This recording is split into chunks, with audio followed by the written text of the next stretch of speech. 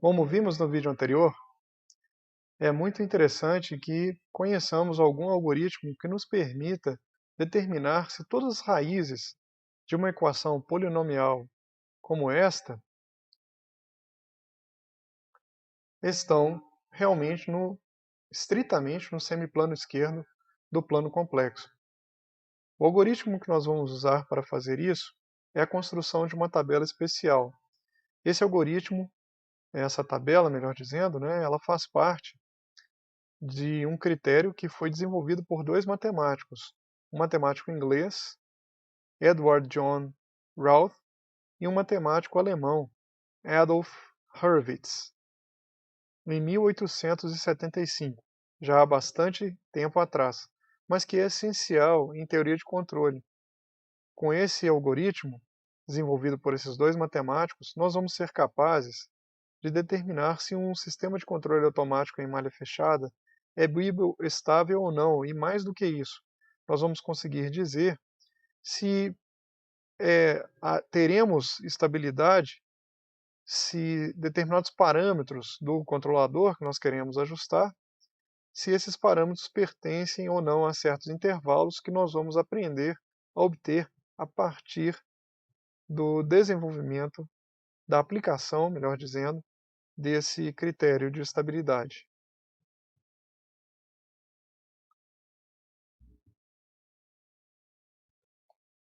Uma coisa importante a se lembrar é que essa equação polinomial, para essa equação polinomial, nós vamos chamar esse polinômio aqui de polinômio característico,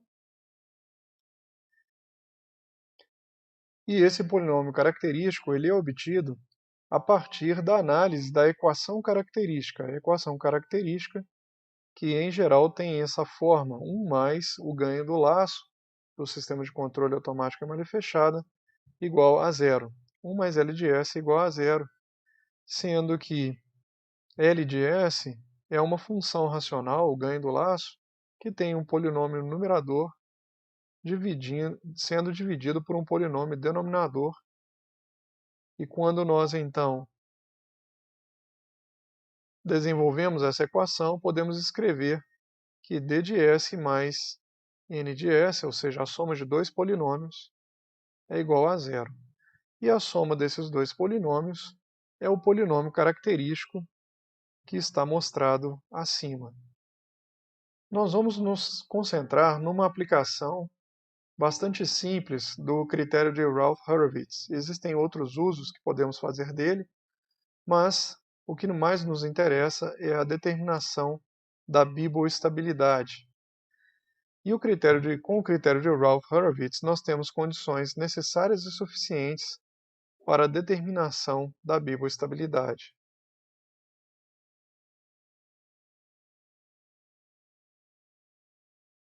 A primeira condição, que é simples de ser verificada, é que todos os coeficientes do polinômio característico devem ser não nulos.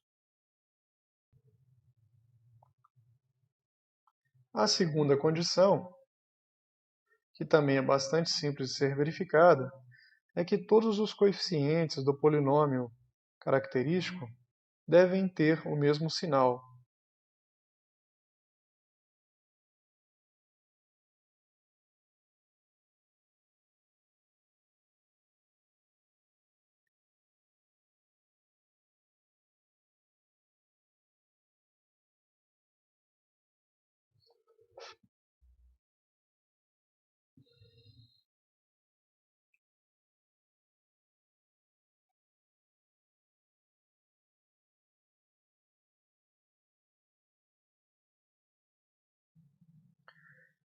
A última condição certamente é a condição mais difícil de ser testada, mas ela só precisa ser verificada no caso em que a ordem do polinômio característico é maior ou igual a 3. Nesse caso, nós queremos que todos os elementos da primeira coluna de uma tabela especial sejam de mesmo sinal. Essa tabela especial é a tabela de Routh. E o que nós vamos fazer agora é aprender a montar essa tabela de Raw. De fato, essa última condição poderia ser substituída pela condição de que todos os elementos da tabela de Raw precisam ter o mesmo sinal. Entretanto, olhando para os elementos da primeira coluna, nós conseguimos obter informações adicionais, como por exemplo o número de raízes que estão fora do semiplano esquerdo do plano complexo, ou seja, sobre o eixo imaginário ou no semiplano direito, fazendo com que o nosso sistema de controle automático em malha fechada não seja mais um sistema biboestável. Mas vamos passar então à montagem da tabela de Raw, para o caso de um polinômio de ordem maior ou igual a 3.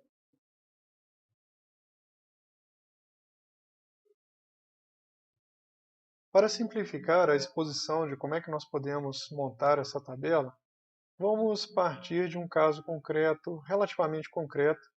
Vamos adotar como polinômio característico, chamemos esse polinômio de polinômio P de S, um polinômio de oitavo grau. A tabela de Raw, ela começa com uma primeira coluna em que indicamos as potências de S que aparecem no polinômio. E separamos essa primeira coluna das demais com essa linha vertical. Além disso, adicionamos uma linha horizontal marcando a separação entre as duas primeiras linhas da tabela e as linhas restantes. Nessas duas primeiras linhas, nós vamos colocar os coeficientes do polinômio característico preenchendo da seguinte maneira: A8, A7 na primeira coluna, A6, A5 na segunda, e assim por diante, como se em cada coluna tivéssemos apenas duas linhas para preencher e tivéssemos que passar para a próxima coluna quando o preenchimento daquela coluna já está completo. Uma vez tendo feito isso, nós então vamos preencher cada uma das linhas remanescentes com elementos que vamos computar a partir dos coeficientes do polinômio característico. Em seguida, vamos completar a tabela, começando com elementos que nós vamos chamar inicialmente de elementos da linha B. Portanto, vamos enumerá-los assim, dessa maneira. Vamos chamá-los de B3, B2, B1 e B0. Esses elementos vão ser calculados da seguinte maneira. Nós vamos tomar esses dois elementos aqui. Eles serão elementos pivô. Nós manteremos esses elementos fixos para o cálculo de todos esses outros elementos da linha B. E vamos formar matrizes 2 por 2 com os pares de elementos que estão à frente, de maneira que B3 possa ser escrito da seguinte forma, calculado assim: B3 é igual a A7 vezes A6 menos A8 vezes A5 dividido por A7. Ou seja, calculamos menos o determinante dessa matriz formada por A8, A7, A6 e A5, fazendo A7 vezes A6 menos A8 vezes A5 dividido por A7. Já o elemento B2, nós vamos calcular de forma similar. Nós vamos trocar os dois elementos que usamos para formar a matriz 2 por 2 pelos elementos A4 e A3. Então vamos deslocar essa caixinha verde para frente, de tal maneira que B2 pode ser escrito como. Novamente, então, fizemos o cálculo do menos o determinante da matriz 2 por 2, associada a esses quatro elementos aqui, e dividimos o resultado por A7. B1 será calculado da seguinte maneira. portanto de maneira similar aos anteriores. E finalmente, B0 será calculado assim. Vejam que, no cômputo de B0, precisamos formar uma matriz, como fizemos no cômputo dos outros elementos da linha B, uma matriz 2 por 2. Entretanto, a última coluna ela possui apenas um elemento. No cálculo de B0, consideramos que o segundo elemento dessa última coluna tem o valor nulo, e, portanto, B0 será automaticamente igual a A0. Agora que calculamos os elementos B, vamos calcular elementos que chamaremos de elementos da linha C, que estão associados a esse termo de grau 5. Sabemos que essa linha terá um número menor de elementos porque iremos proceder a um cálculo bastante similar ao que foi feito antes, e vocês verão que isso resultará em apenas 3 valores.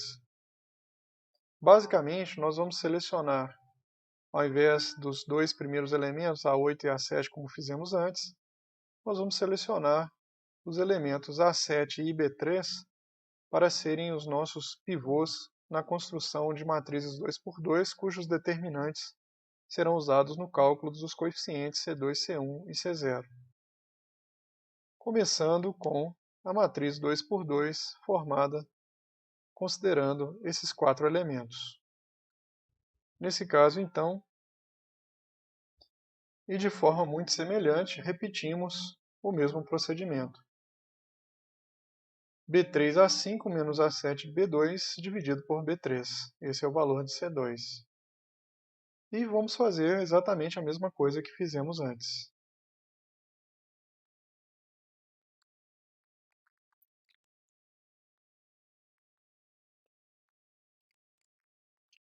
Com isso, temos todos os coeficientes da linha C calculados.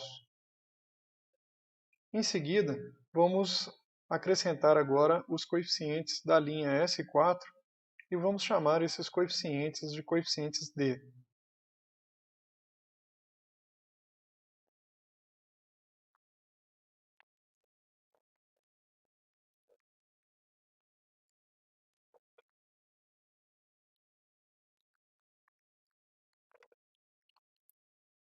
E continuamos assim por diante, de maneira a construirmos a tabela de Ralph completamente. Claramente, vemos que o procedimento termina, uma vez que,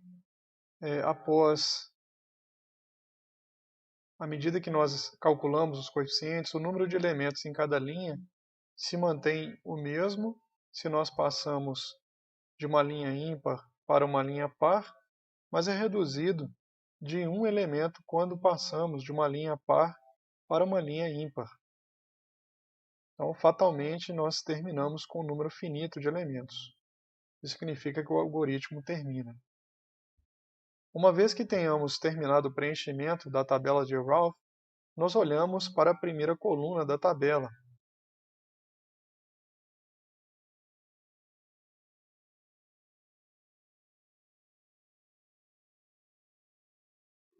E verificamos se há alguma mudança de sinal em algum elemento desta primeira coluna. E, de fato, se algum elemento da primeira coluna tiver um sinal diferente dos demais, ou se for nulo, então sabemos que o sistema não será biboestável, o sistema de controle automático em malha fechada, porque o polinômio característico terá raízes que não estão estritamente no semiplano esquerdo do plano complexo. Ou seja, para respondermos sobre a biboestabilidade do sistema, basta verificarmos que todos esses coeficientes têm o mesmo sinal e nenhum deles é nulo. Entretanto, se houver mudanças de sinal, sabemos que o número de raízes no semiplano direito será igual ao número de mudanças de sinal entre os elementos da primeira coluna. Esse é um refinamento, podemos usar essa informação a mais extraída a partir da tabela de Ralph. Mas para nós o mais importante mesmo é que No vídeo anterior, nós mostramos que um sistema de controle automático em malha fechada, que tem como controlador um simples controlador proporcional de ganho Kp, usado para controlar um processo cuja função de transferência é dada por 6 sobre S mais 1 vezes S mais 2 vezes S mais 3, nós afirmamos que, se Kp fosse maior ou igual a 10, nós teríamos um sistema de controle automático malha fechada instável, mostrando que mesmo quando o nosso sistema ser controlado ele é biboestável, ao formarmos um novo sistema de controle automático em malha fechada, podemos terminar com um comportamento instável. Entretanto, nós não provamos que esta afirmação era verdadeira. Isto é, que de fato, quando o Kp é maior do que 10, nós temos um sistema de controle automático em malha fechada instável. Agora que nós vimos o critério de Rath-Hurwitz, nós podemos mostrar como chegar a essa conclusão.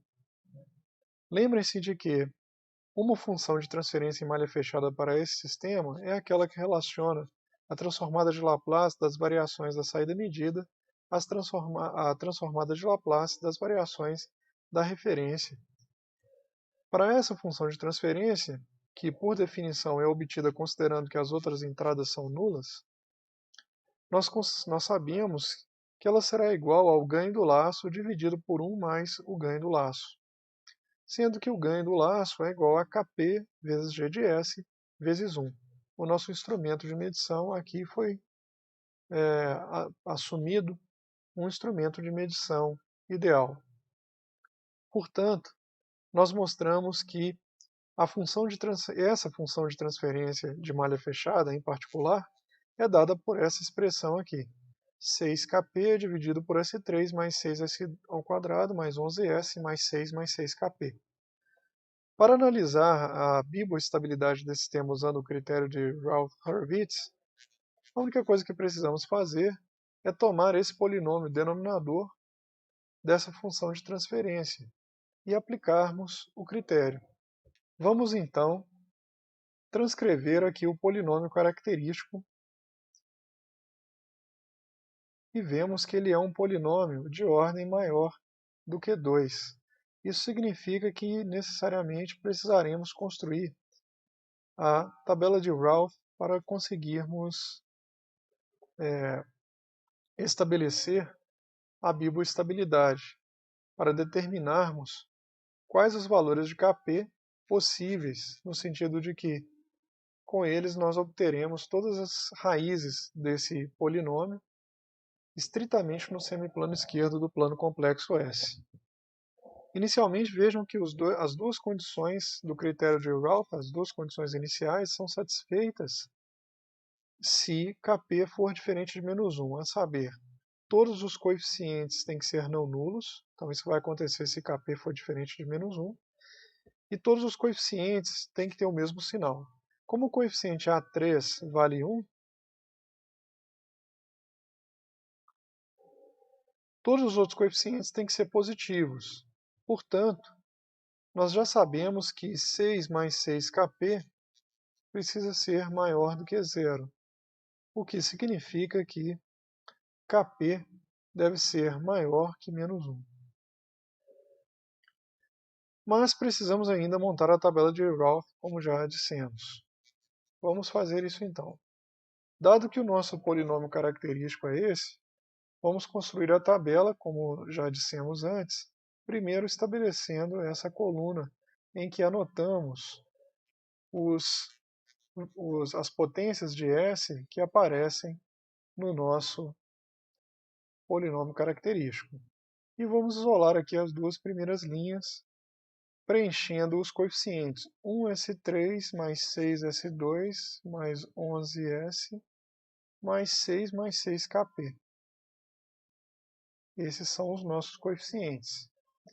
Consequentemente, nós vamos conseguir calcular um coeficiente aqui que nós vamos chamar de coeficiente B0. Só conseguiremos calcular um coeficiente porque utilizaremos esses dois elementos como pivô e esses dois aqui para formarem uma matriz 2 por 2. e sabemos que B0 será igual a menos o determinante dessa matriz 6 por 2, portanto, dessa matriz 2 por 2, desculpa. E, portanto, ele será igual a 6 vezes 11 menos 6 mais 6kp. Isso dividido por 6. Finalmente, o último elemento da primeira coluna, não há nenhum elemento a mais na linha S, e o último elemento, nós vamos chamar de C0, aqui, ele será calculado, como já mostramos antes, considerando esses dois elementos aqui como pivôs e estabelecendo que C0 será igual a B0 vezes 6 mais 6kp menos 6 vezes 0 dividido por B0. Portanto, será igual a 6 mais 6kp. Tendo feito isso, nós observamos que os dois primeiros elementos são positivos. Portanto, para se ter biboestabilidade, B0 deve ser maior do que 0, e isso será verdade se e somente se 66 menos 6 menos 6kp for maior do que 0, o que é equivalente a dizer que kp deve ser menor do que 10. Para o coeficiente C0, o requisito de que seja positivo é equivalente a que 6 mais 6kp seja maior do que 0, e isso é equivalente a que kp seja maior do que menos 1.